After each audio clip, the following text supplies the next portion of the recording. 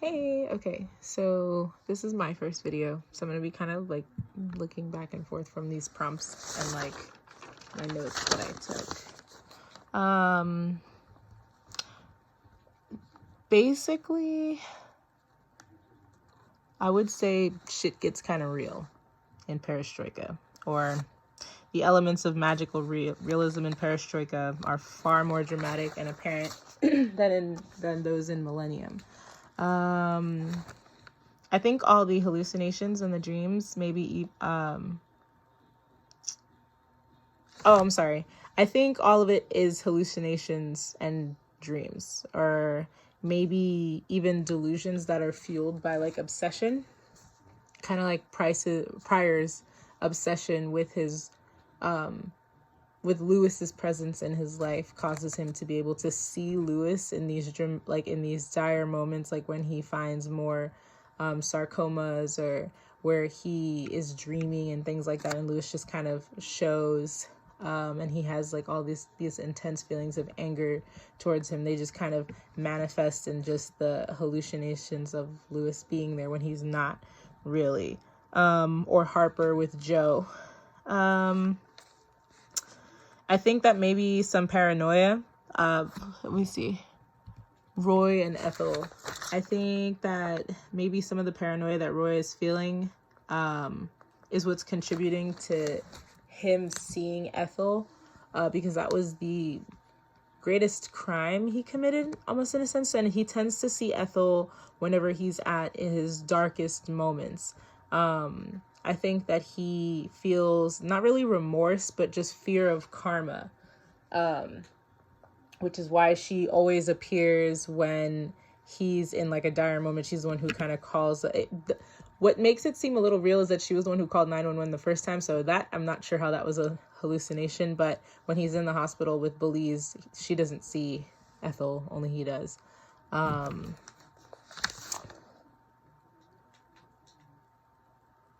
Yeah, and if the event were real, it would play more into the magic or the supernatural potential of the play.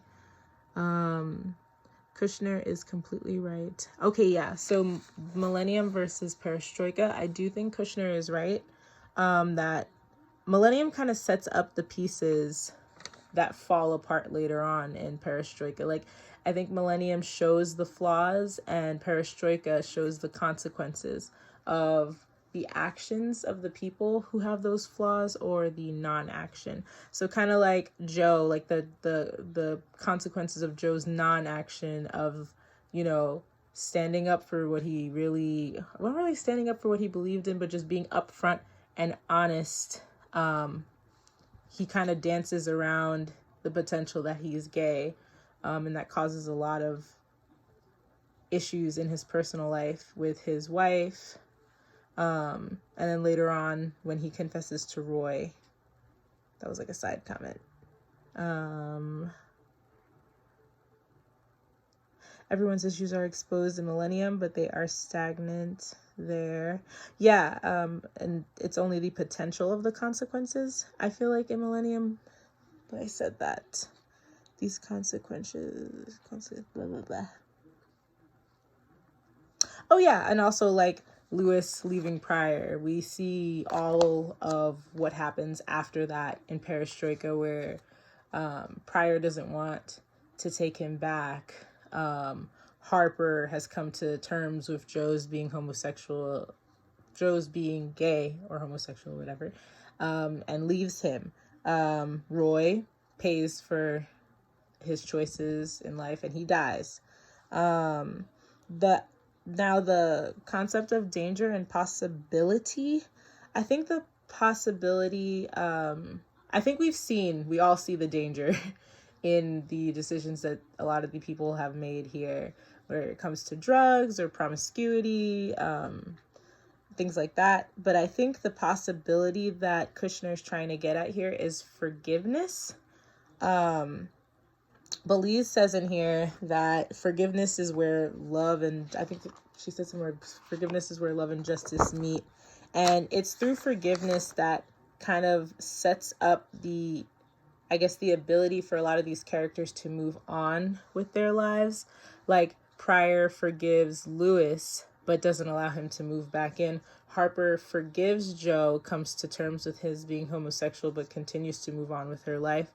Ethel seems to forgive Roy because she helps Lewis perform that Yiddish prayer after Roy dies, even though they end it with son of a bitch, which is pretty funny. So it's like everyone's allowed to move on. Everyone who shows elements of forgiveness are allowed to move on, and it shows the possibility for there to be rebuilding after all of this chaos.